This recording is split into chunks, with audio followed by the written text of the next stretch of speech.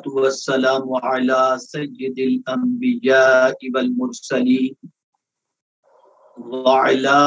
آله وأصحابه الطيبين الطاهرين أما بعد فأعوذ بالله من الشيطان الرجيم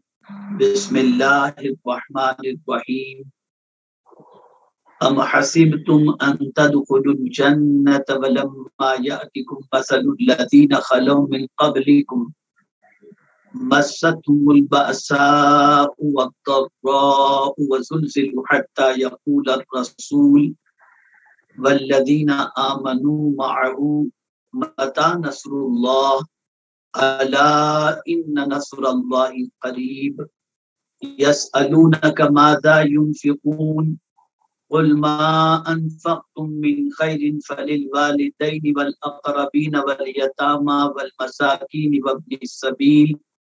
وما تفعلوا من خير فإن الله به عليم صدق الله العظيم الصلاة والسلام عليك يا رسول الله الصلاة والسلام عليك يا حبيب الله الصلاة والسلام عليك يا نبي الله وعلى آلك وأصحابك يا نور الله صلی اللہ تعالی علیہ وسلم۔ منتخب آیات کے درس میں اللہ رب العزت جل جلالہ آپ کی ہماری حاضری قبول فرمائے، اور آج بھی انشاءاللہ العظیم 1.5 پارے کی جو تراویح کے اندر تلاوت ہوئی، ان 1.5 پاروں میں سے منتخب کچھ آیات کے ترجمے اور ساتھ ہی ساتھ کچھ اس کے مفہوم کے حوالے سے، تفسیر کے حوالے سے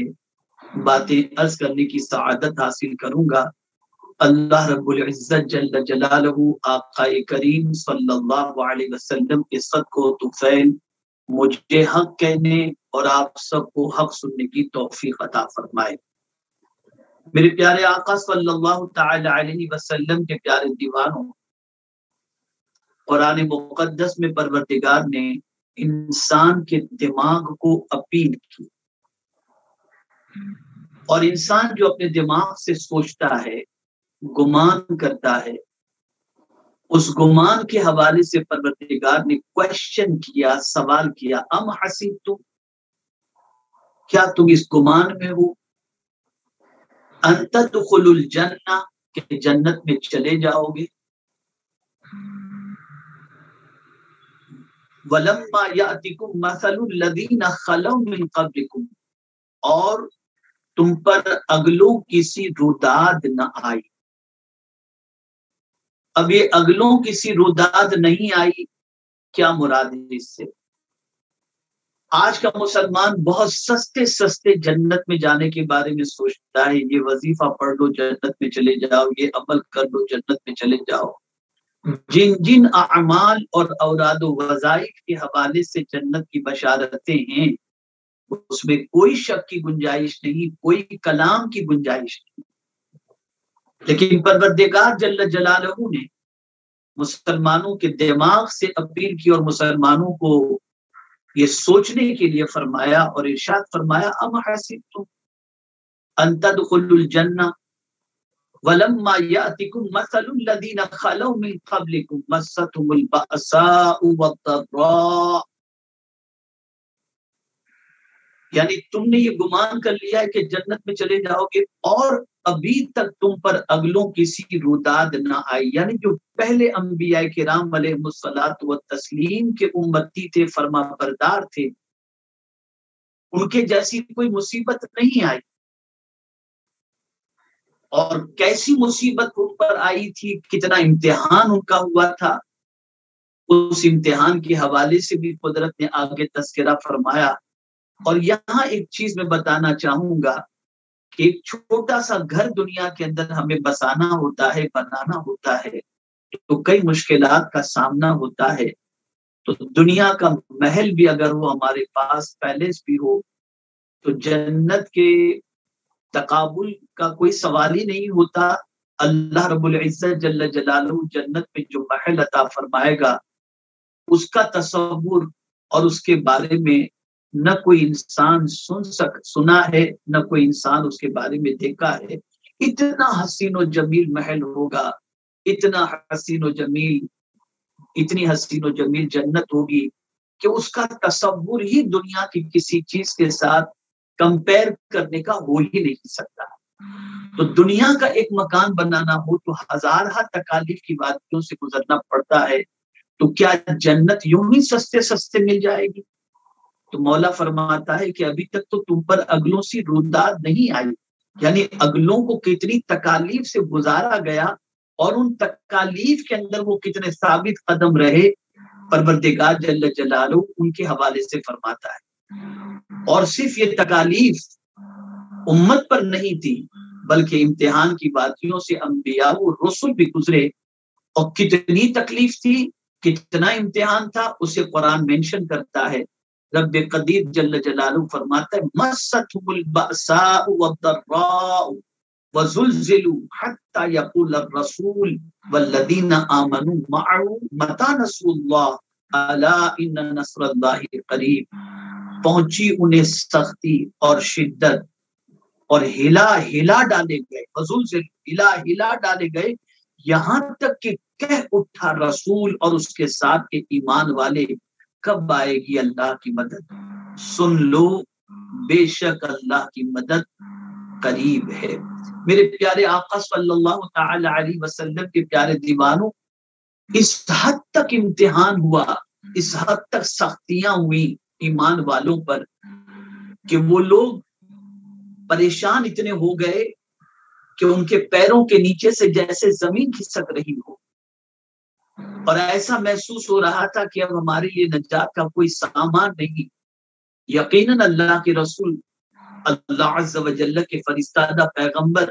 بہت صبر والے ہوتے ہیں، صبر و استقامت کا پہاڑ ہوتے ہیں، لیکن صبر و استقامت کے پہاڑ ہونے کے باوجود بھی اللہ عز و جل کی بارگاہ کے اندر رسول اور ساتھ ہی ساتھ ایمان والوں نے اللہ کی بارگاہ میں عرض کیا متی نصر اللہ، یعنی اتنی سخت آزمائش تھی کہ اس سخت آزمائش میں بھی پروردگار جل جلالہ کے فرستادہ پیغمبر اور ان کے ماننے والے ثابت قدم تو تھے ہی، لیکن امتحان کی شدت کو دیکھتے ہوئے ان کی زبان اللہ کی بارگاہ میں عرض کیا متی نصر اللہ۔ یہ متی نصر اللہ کیوں انہوں نے کہا؟ وجہ یہ ہے کہ انبیاء و رسول اچھی طریقے سے جانتے ہیں اور ایمان والوں کا یہ عقیدہ ہے کہ اللہ عز و جل حق کی مدد فرمانے والا ہے۔ قرآن مقدس میں رب قدیر جل جلالہ نے ارشاد فرمایا وَكَانَ حَقًّا عَلَيْنَا نَصْرُ الْمُؤْمِنِينَ، اللہ نے خود سے اپنے اوپر یہ لازم کر لیا ہے کہ مومنوں کی وہ مدد فرمائے گا، یعنی مومنوں کی مدد کرنا یہ اللہ نے خود سے اپنے اوپر لازم کر لیا ہے۔ تو شدت اتنی تھی کہ انبیاء وہ رسول پکار اٹھے کہ اب مدد کب آئے گی، متی نصر اللہ۔ تو قربان جائیے میرے کریم نے بھی اسی انداز سے آگاہ کرتے ہوئے جواب دیا الا ان نصر اللہ قریب، سن لو بے شک اللہ کی مدد قریب ہے۔ میرے پیارے آقا صلی اللہ تعالی علیہ وسلم کے پیارے دیوانوں، یہ پروردگار دنیا کے انسانوں کو باور کرانا چاہتا ہے، اپنے ماننے والوں کو، اپنے رسول کے ماننے والوں کو یہ ذہن دینا چاہتا ہے میرے بندوں، میں نے جب تمہیں امتحان میں گرفتار کیا تو میں ہی تمہاری مدد کرنے والا ہوں، اور میری مدد ہمیشہ قریب رہتی ہے۔ بسا اوقات آپ نے دیکھا ہوگا کہ انسان کو بہت سخت سے سخت مراحل کی وادیوں سے گزرنا ہوتا ہے، لیکن پھر جب وہ گزر رہا ہوتا ہے اسے کہیں سے بھی کوئی مدد کے آثار نظر نہیں آتے، اور اچانک قدرت کی طرف سے ایسی مدد آ جاتی ہے جس سے اس کی ہچکولے کھاتی ہوئی کشتی سنبھل جاتی ہے اور ساحل سمندر پہنچ جاتی ہے۔ یہ میرے قریب کا کرم ہے کہ اس کی مدد ہمیشہ بندوں کے قریب ہے۔ پروردگار جل جلالہ اپنے بندوں کی تکالیف کو اور آزمائش کو پروردگار جل جلالہ اپنے فضل و کرم سے دور فرماتا ہے۔ میرے پیارے آقا صلی اللہ علیہ وسلم کے پیارے دیوانوں، تو اب آیت کا مفہوم یہ ہوا کہ ہر مسلمان کو یہ ذہن میں رکھنا چاہیے کہ جب ہم ایمان والے ہیں تو ہمارا امتحان ہوگا، آزمائش کی وادیوں سے گزرنا پڑے گا، اور کبھی سخت سے سخت امتحان ہوگا، اور ہم یہ نہ سمجھیں کہ یوں سستے سستے جنت مل جائے گی، بلکہ جنت کے لیے امتحان کی وادیوں سے گزرنا پڑتا ہے، اور پھر امتحان میں اگر ثابت قدم رہے تو مولا کی مدد بھی شامل ہو جاتی ہے، اور مولا کی مدد اپنے بندوں سے دور نہیں ہے بلکہ بہت قریب ہے۔ اسی سے متصل آیت کریمہ کو آپ سمجھیں اور تھوڑا سا اس کی طرف بھی۔ یہ پہلی آیت کریمہ میں جان سے متعلق ہے کہ انسان امتحان کے اندر جان سے گر گئے اور جان کی تکالیف ان کی بھی شدت کا امتحان ہوا، اور اب جو پروردگار ارشاد فرماتا ہے یسألونک ماذا ينفقون، میرے محبوب صلی اللہ علیہ وسلم تم سے یہ پوچھتے ہیں کہ کیا خرچ کریں۔ قرآن مقدس کی سورہ بقرہ کے اندر کئی مقامات پر یسألونک کے بارے میں آیا ہے۔ حضور صلی اللہ علیہ وسلم سے لوگوں نے پوچھا یسألونک عن الأہلہ، یسألونک عن المحیض، یسألونک عن الأہلہ، یسألونک ماذا ينفقون، اس طریقے سے یسألونک آقا کریم صلی اللہ علیہ وسلم سے کئی جگہ پر پوچھا گیا۔ تو اب پروردگار جل جلالہ محبوب صلی اللہ علیہ وسلم سے فرماتا ہے یسألونک ماذا ينفقون، تم سے پوچھتے ہیں کیا خرچ کریں۔ اب پوچھتے کس سے ہیں؟ رسول اعظم صلی اللہ علیہ وسلم سے، اور جواب کون دے رہا ہے؟ پروردگار جل جلالہ۔ تو محبوب کو فرما رہا ہے کہ محبوب یہ جو تم سے پوچھتے ہیں کہ کیا خرچ کریں، تو تم فرماؤ قل ما انفقتم من خیر فللوالدین والاقربین والیتامى والمساکین وابن السبیل وما تفعلوا من خیر فإن اللہ به علیم، تم فرماؤ جو کچھ مال نیکی میں خرچ کرو تو وہ ماں باپ اور قریب کے رشتہ داروں اور یتیموں اور محتاجوں اور راہگیر کے لیے ہے، اور جو بھلائی کرو بے شک اللہ اسے جانتا ہے۔ اب اس کی تفسیر تھوڑا سا اچھی طریقے سے ذہن کو حاضر رکھ کر سماعت فرمائیں تو انشاءاللہ العظیم آپ کی معلومات میں اضافہ ہوگا۔ میرے پیارے آقا صلی اللہ تعالی علیہ وسلم کے پیارے دیوانوں،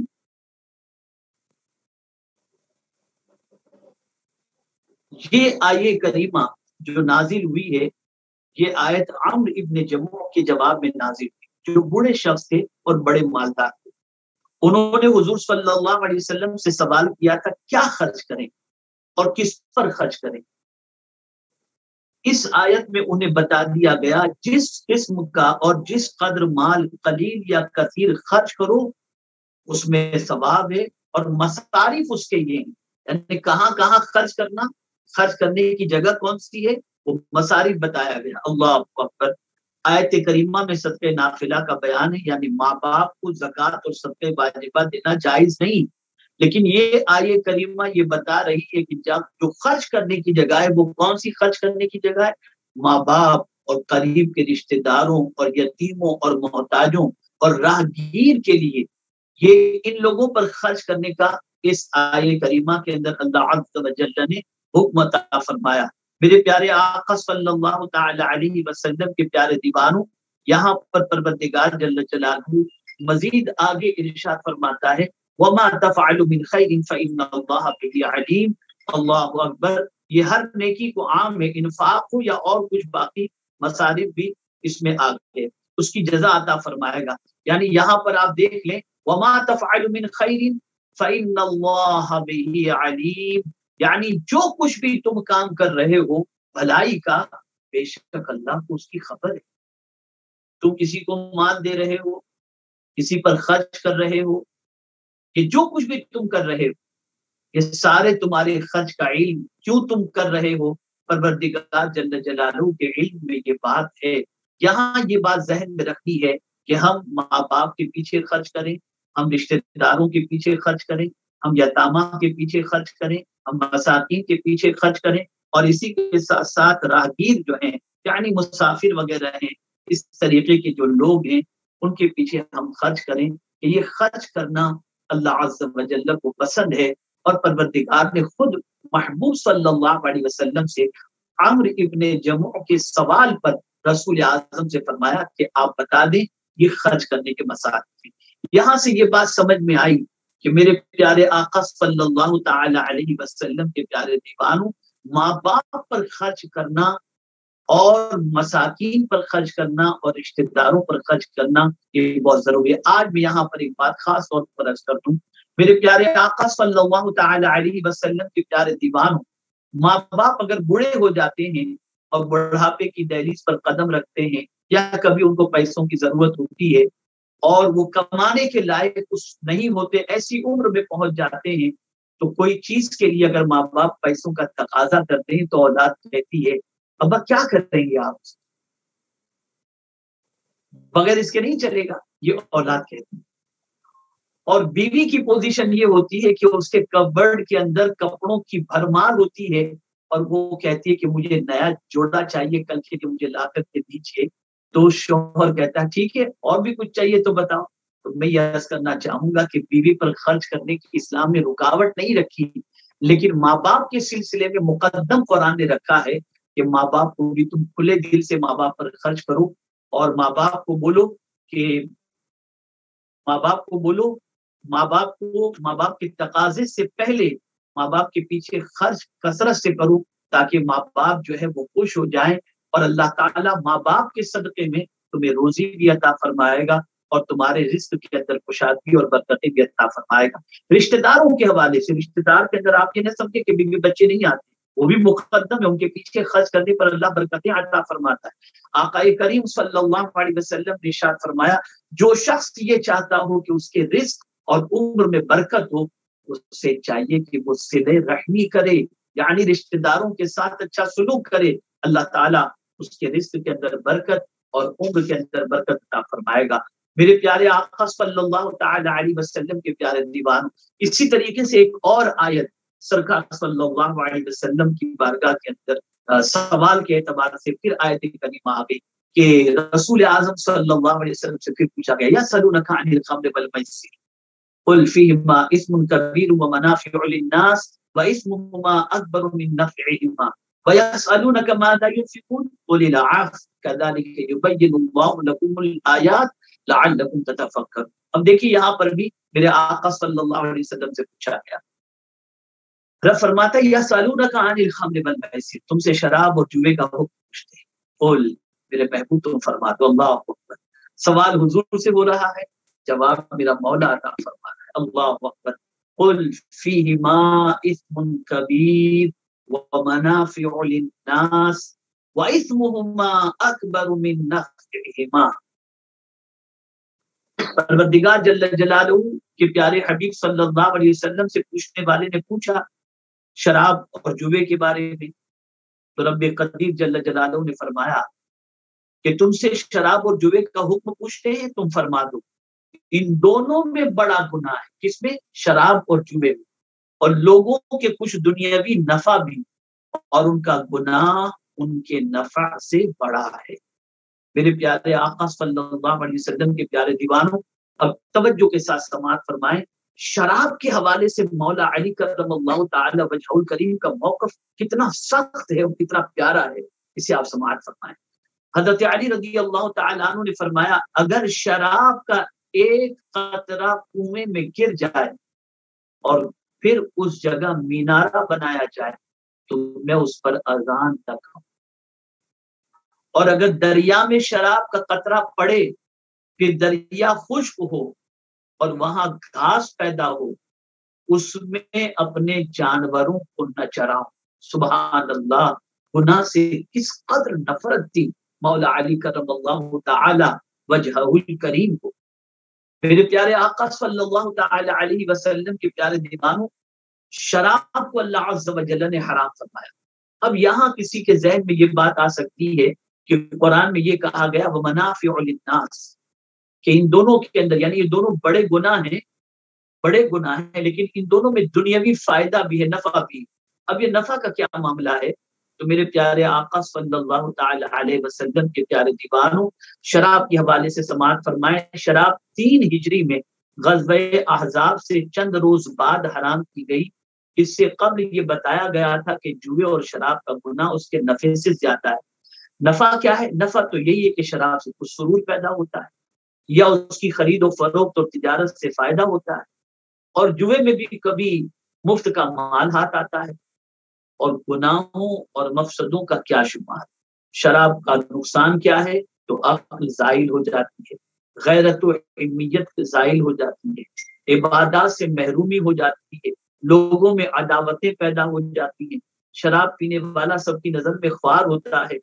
دولت اور مال جو ہے اس کو ضائع ہوتا ہے۔ اب آپ دیکھیں کہ شراب کا یہ چند نفع یعنی کیا ہے کہ شراب کی وجہ سے تھوڑا سا سرور مل گیا، شراب کی تجارت کی تو تھوڑا سا نفع مل گیا، لیکن اس سے زیادہ پروردگار جل جلالہ ارشاد فرماتا ہے کہ اس کا گناہ اس فائدے کے مقابلے میں زیادہ ہے۔ شراب کی وجہ سے عقل ضائع ہو جاتی ہے، مال ضائع ہوتا ہے، لوگوں کی نظر میں شراب پینے والا، جوا کھیلنے والا ذلیل و خوار اور رسوا ہو جاتا ہے، یہ اس نفع سے کئی گنا زیادہ ہے۔ اب یہاں میں حضرت جعفر طیار رضی اللہ تعالیٰ عنہ کے بارے میں آپ کو بتاؤں کہ حضرت جبریل امین علیہ الصلاۃ والتسلیم رسول اعظم صلی اللہ علیہ وسلم کے حضور حاضر ہوئے اور عرض کیا کہ اللہ تعالیٰ جعفر طیار کی 4 خصلتیں پسند فرماتا ہے۔ اللہ اکبر، 4 خصلتیں حضرت جعفر رضی اللہ تعالیٰ عنہ، حضرت جعفر طیار رضی اللہ تعالیٰ عنہ کی 4 خصلتیں اللہ پسند فرماتا ہے۔ حضور صلی اللہ علیہ وسلم نے حضرت جعفر رضی اللہ تعالیٰ عنہ سے خطاب فرمایا، انہوں نے عرض کیا کہ سرکار مجھ میں جو 4 خصلتیں ہیں وہ یہ ہیں۔ اب سماعت فرمائے وہ 4 خصلتیں، جن 4 خصلتوں کو اللہ پسند فرما رہا ہے، یعنی جبریل امین نے حضور سے آ کر عرض کیا کہ جعفر طیار میں 4 ایسی خصلتیں ہیں جو اللہ کو پسند، تو اللہ نے جعفر طیار سے پوچھا کہ وہ 4 خصلتیں کون سی۔ اب آپ سماعت فرمائے وہ 4 خصلتوں کو، تاکہ آپ محسوس کر سکیں اور ان 4 خصلتوں کو اپنانے کی کوشش کر سکیں۔ اللہ اکبر۔ رسول اعظم صلی اللہ تعالی علیہ وسلم کی بارگاہ میں حضرت جعفر طیار رضی اللہ تعالیٰ عنہ نے عرض کیا کہ حضور پہلی خصلت تو یہ ہے کہ میں نے کبھی شراب نہیں پی، حکم حرمت سے پہلے بھی، یعنی ایسا نہیں کہ حرمت کے حکم کے بعد نہیں پی، شراب میں نے کبھی پی ہی نہیں، حرام ہونے سے پہلے بھی نہیں پی۔ اللہ اکبر۔ شراب کی حرمت کا حکم نازل نہیں ہوا تھا، اس سے پہلے بھی حضرت جعفر طیار رضی اللہ تعالیٰ عنہ نے نہیں پی۔ اب اس کی وجہ بیان فرماتے ہیں، اس کی وجہ یہ تھی کہ میں جانتا تھا کہ اس سے عقل ظاہر ہوتی ہے، اور میں چاہتا تھا کہ عقل اور بھی تیز ہو۔ اللہ اکبر۔ شراب سے عقل زائل ہوتی ہے،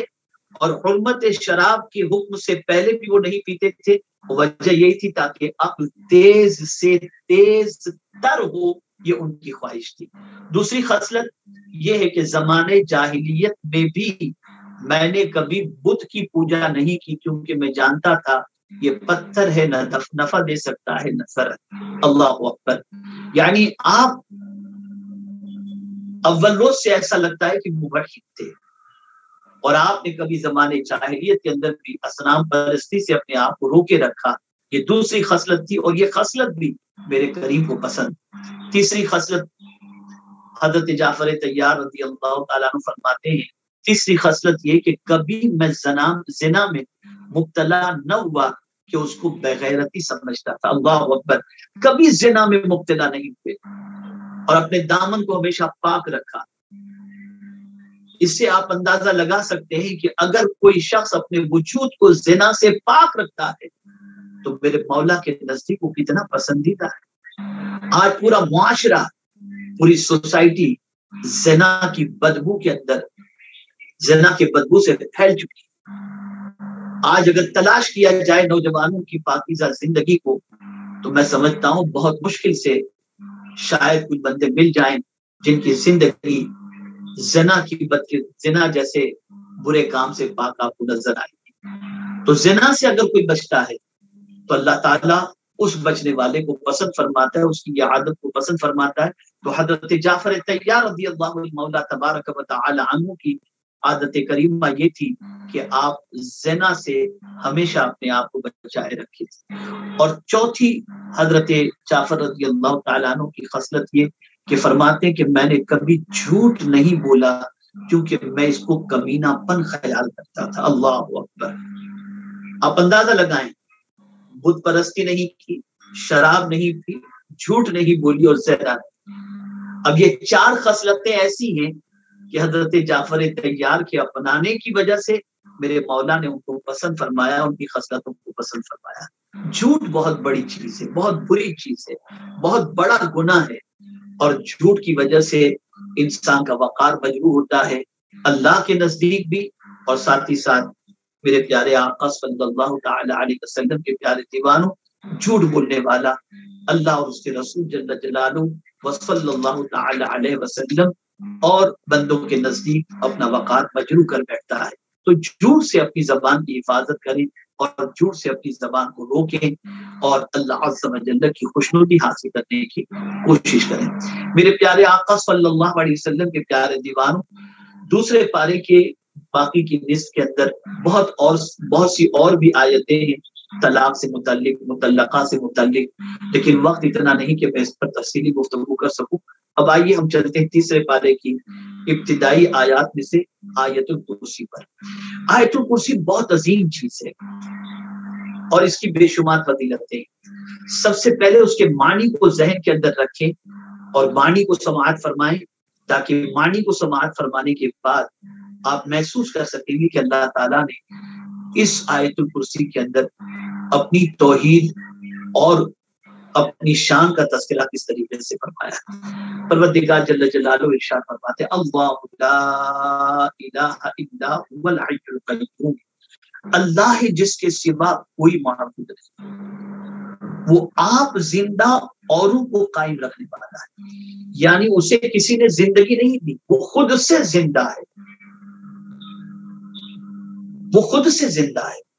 اور اوروں کو قائم رکھنے والا ہے، اس سے کسی نے قائم نہیں رکھا، وہ اوروں کو قائم رکھنے والا ہے۔ پتہ چلا کہ میرے رب کے پاس میرا رب جو ہے وہ حی و قیوم ہے۔ آیت الکرسی کے اندر یہ دو لفظ حی اور قیوم یہ بہت عظیم جو ہے میرے کریم کی صفات ہیں، اسی لیے اس میں اعظم فرمایا گیا یا حی یا قیوم برحمتک استغیث۔ آقا کریم صلی اللہ علیہ وسلم جب کبھی کوئی مصیبت یا پریشانی یا تکالیف آتی تو آقا کریم صلی اللہ علیہ وسلم کی زبان پر یہ جملہ ہوتا یا حی یا قیوم برحمتک استغیث۔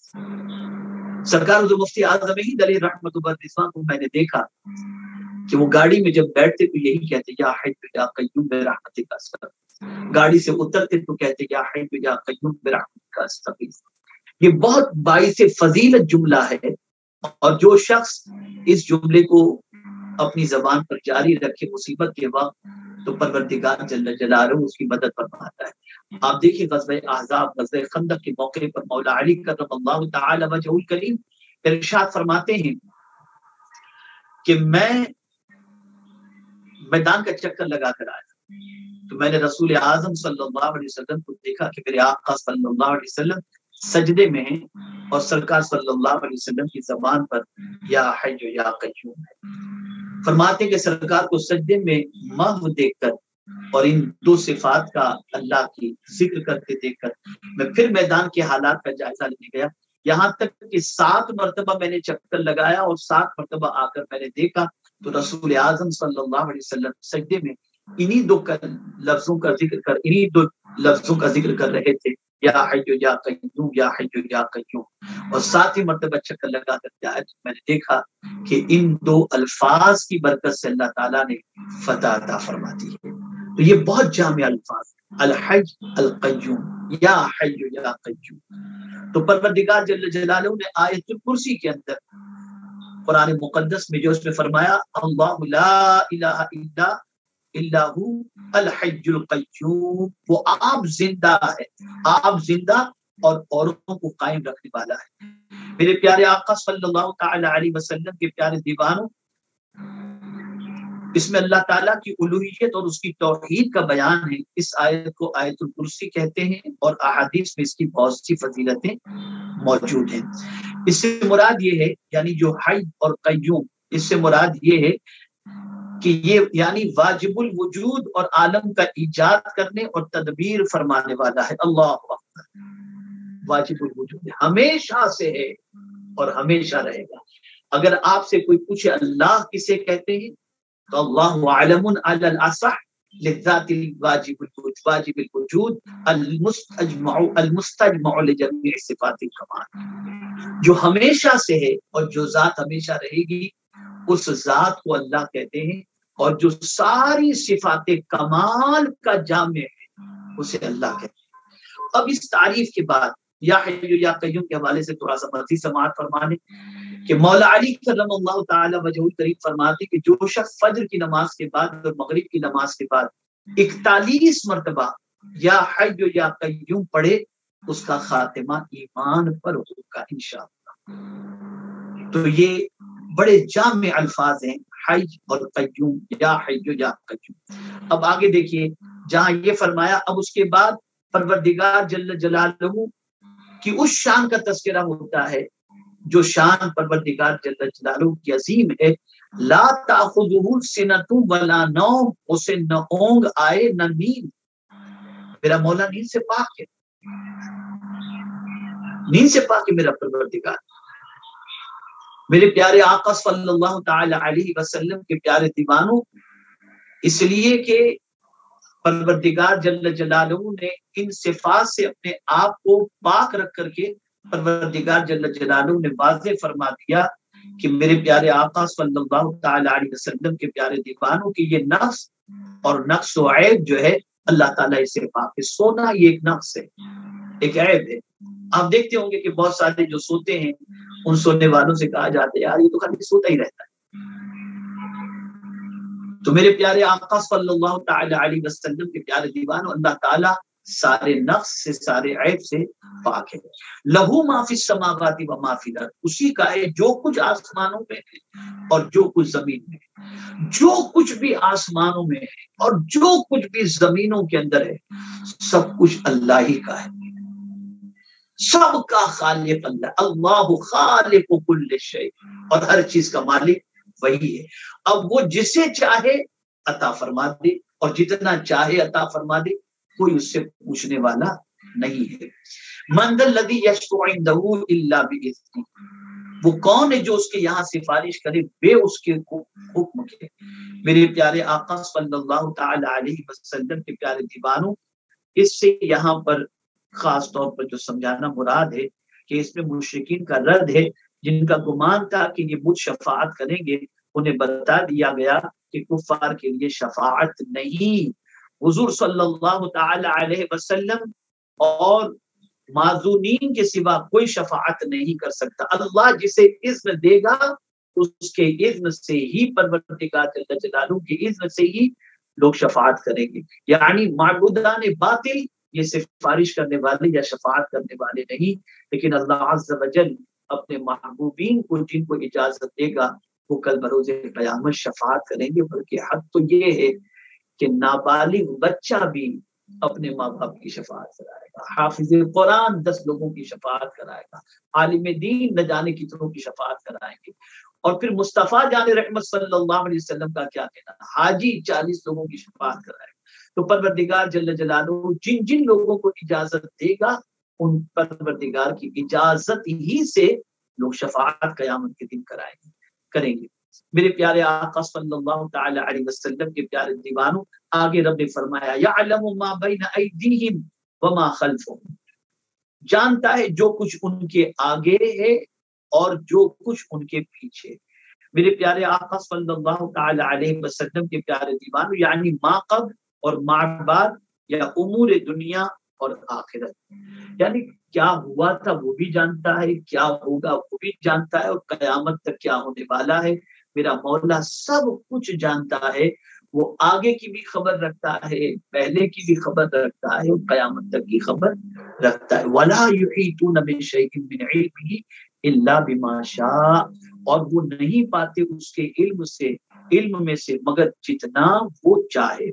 میرے پیارے آقا صلی اللہ تعالی علیہ وسلم کے پیارے دیوانوں، یہاں پر یہ ہے کہ جن کو وہ مطلع فرمائے وہ انبیاء و رسول ہیں، جن کو غیب پر مطلع فرمانا ان کی نبوت کی دلیل ہے۔ اور دوسری آیت میں ارشاد فرمایا لا یظہر علی غیبہ احدا الا من ارتضی من رسول، یعنی پروردگار جل جلالہ کے علم میں سب کچھ ہے، کل کیا ہونا ہے، کیا ہوا تھا، لیکن اللہ عز و جل اپنے انبیاء اور اپنے رسول میں سے جسے چاہے علم عطا فرما دے، اور یہ غیب کا علم عطا کرنا یہ نبوت کی دلیل ہے۔ آج ہی آیا جس میں پروردگار جل جلالہ کا ارشاد ہے کہ جو ہے وَأُبْرِئُ الْأَكْمَحَ وَالْأَبْرَصَ وَأُحْيِي الْمَوْتَىٰ بِإِذْنِ اللَّهِ، یہ ساری چیزیں قرآن مقدس میں موجود ہیں کہ پروردگار جل جلالہ کے پیغمبر جو ہے وہ تم گھر میں کیا چھوڑ کر کے آئے ہو، کیا رکھ کر کے آئے ہو، وہ بھی بتا دیتے ہیں۔ میں یہاں پر رسول اعظم صلی اللہ تعالی علیہ وسلم کے حوالے سے بتاؤں کہ پیغمبر رحمت صلی اللہ علیہ وسلم کے ہاتھوں پر ایمان قبول کرنے والے بہت سارے ایسے ہیں جن کو رسول اعظم صلی اللہ تعالی علیہ وسلم نے غیب کی بات بتائی، جس کی وجہ سے وہ آغوش اسلام میں قدم رکھے، جس کے بارے میں صرف وہ جانتے تھے یا ان کے دوست جانتے تھے اور کوئی نہیں جانتا تھا۔ لیکن رسول اعظم صلی اللہ علیہ وسلم کے بتانے پر،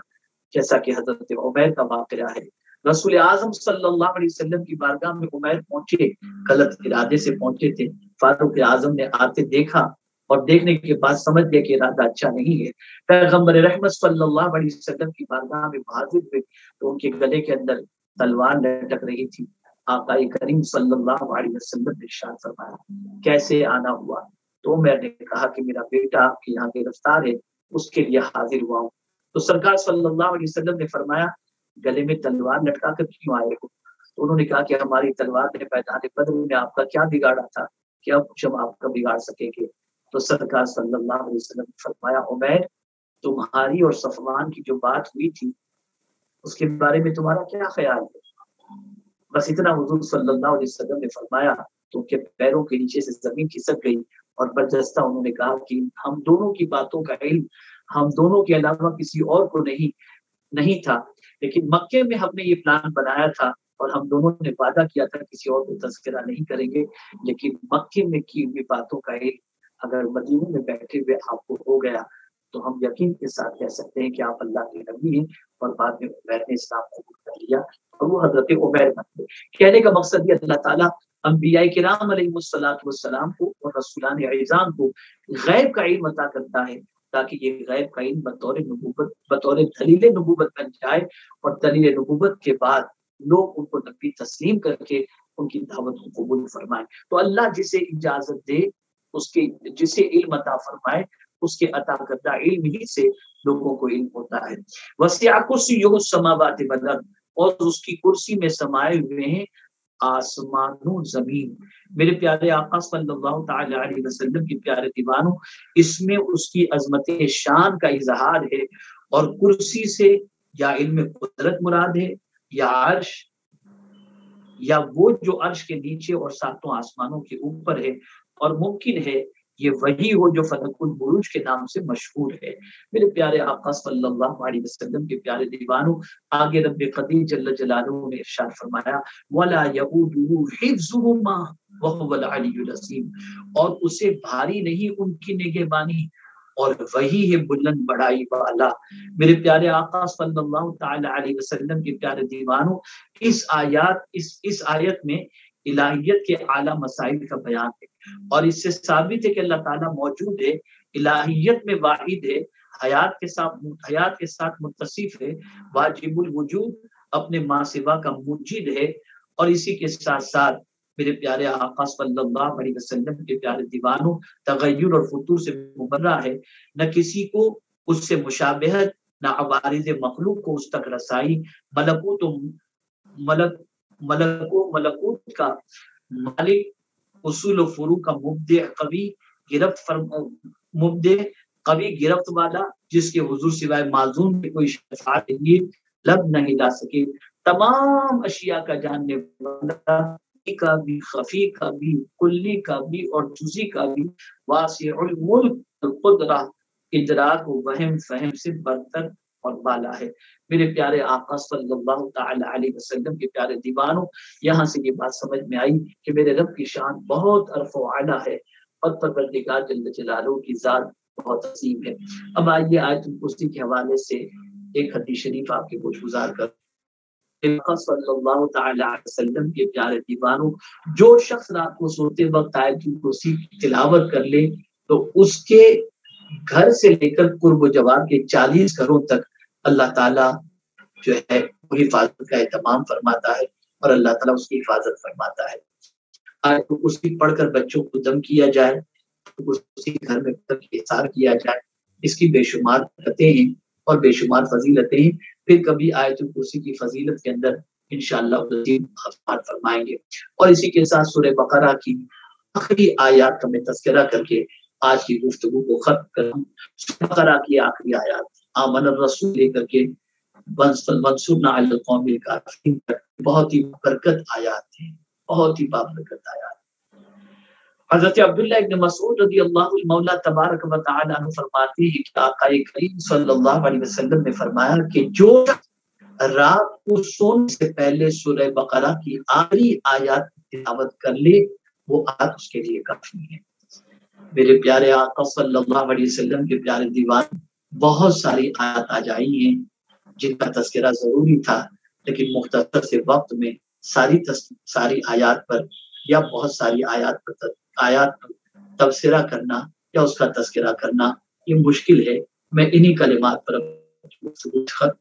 کرتا ہوں، گزارش کرتا ہوں کہ آپ قرآن مقدس کو سمجھیں، قرآن مقدس پر کو پڑھیں اور قرآن مقدس پر عمل کرنے کی کوشش کریں اور قرآن مقدس کی تعلیم کو عام کریں۔ اللہ تعالیٰ آقا کریم رؤوف رحیم علیہ تحیۃ و تسلیم کے صدقہ و فیض مجھے آپ سب کو قرآن مقدس پر عمل کرنے، قرآن مقدس کا علم حاصل کرنے اور قرآن مقدس کو دوسروں تک پہنچانے اور قرآن مقدس کو سمجھنے کی توفیق نصیب فرمائے۔ وما علینا